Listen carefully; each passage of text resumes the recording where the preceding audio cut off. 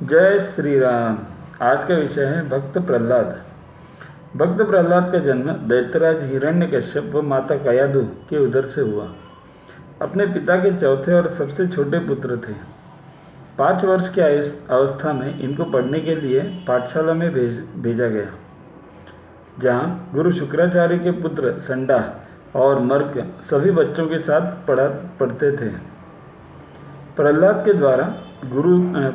गुरु द्वारा यह समझाने पर कि अपने जपने के नाम पर तुम हिरण्यकश्यप का नाम ही जपो, तब भी प्रहलाद नारायण का नाम ही जपता था।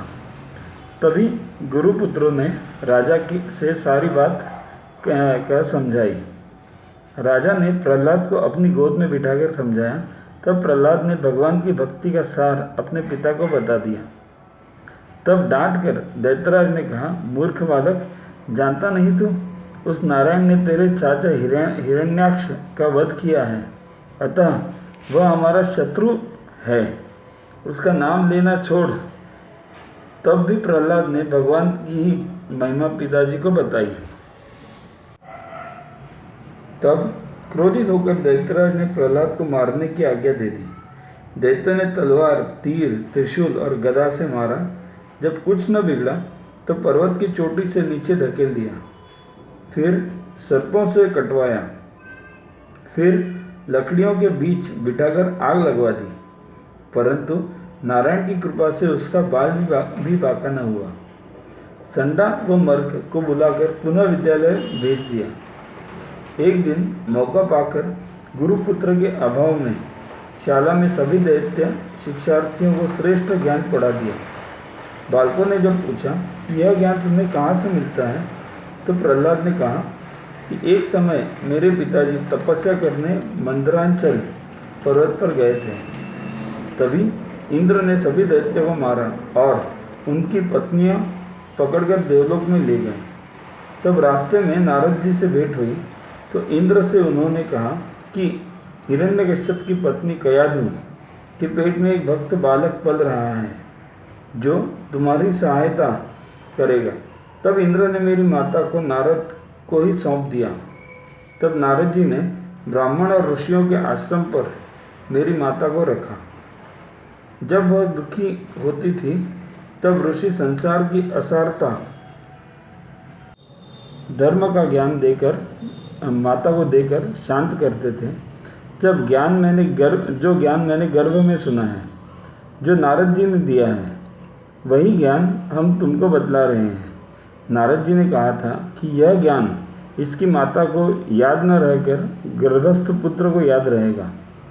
यह सारा ज्ञान साथी बच्चों को दिया और सभी ने वह मान भी लिया। जब गुरुपुत्र लौटकर आए तो देखा कि अभी तक प्रहलाद अकेला नारायण को जपता था, पर अब सभी जप कर रहे हैं। उनके समझाने पर जब कोई नहीं माना, तब फिर हिरण्यकश्यप से गुरुपुत्रों ने यथार्थ स्थिति बताई। तब उसने सोचा, इस दुष्ट पुत्र को मैं ही अब अपने हाथों से मारूंगा। देखता हूँ कौन सा राम नारायण इसको बचाता है। तब प्रहलाद ने पिता से कहा कि पिताजी, जो सृष्टि की रचना, पालन और संहार करता है, उसकी इच्छा के बिना एक पत्ता भी नहीं हिल सकता।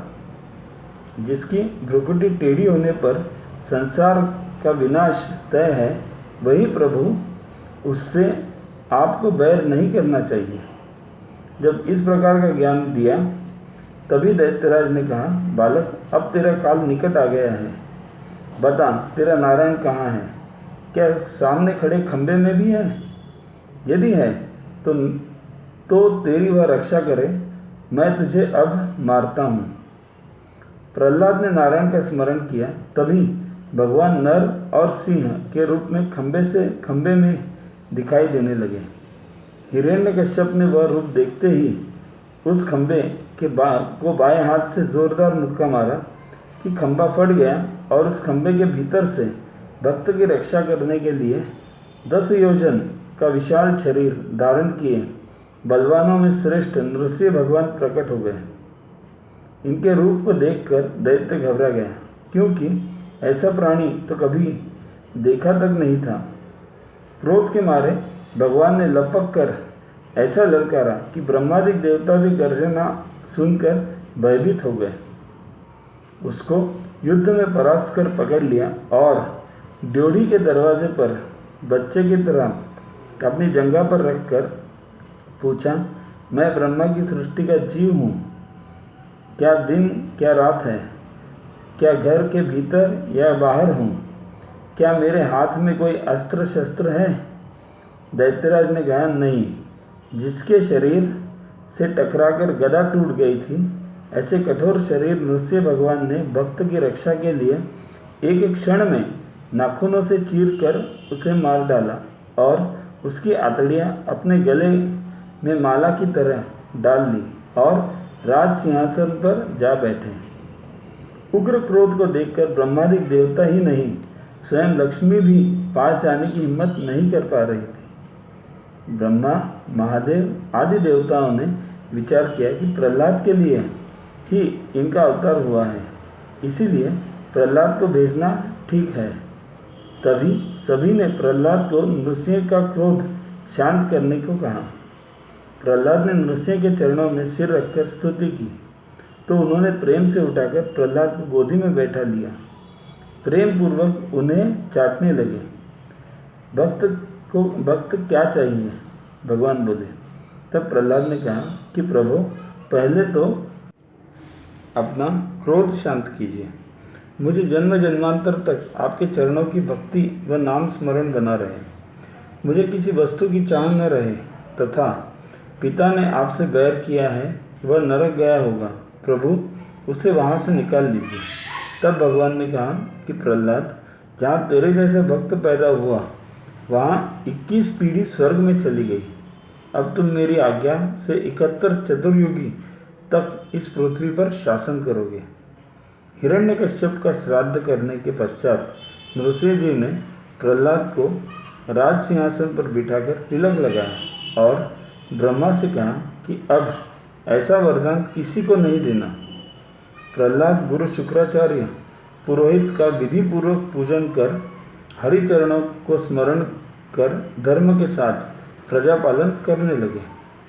दृढ़ भक्ति और कठोर संकल्प के द्वारा अजन्मा परमात्मा को नृसिंह के रूप में प्रकट करवाकर मोह में तो में जग संसार में खरिक खम्भ में छायो के ना यह प्रत्यक्ष दर्शन करा दिया। भारत माता की जय।